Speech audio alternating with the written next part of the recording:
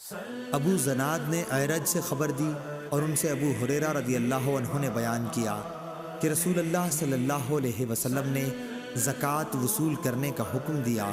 پھر آپ سے کہا گیا کہ ابن جمیل اور خالد بن ولید اور عباس بن عبد المطلب نے زکوٰۃ دینے سے انکار کر دیا ہے۔ اس پر نبی کریم صلی اللہ علیہ وسلم نے فرمایا کہ ابن جمیل یہ شکر نہیں کرتا کہ کل تک تو وہ فقیر تھا، پھر اللہ نے اپنے رسول کی دعا برکت سے اسے مالدار بنا دیا۔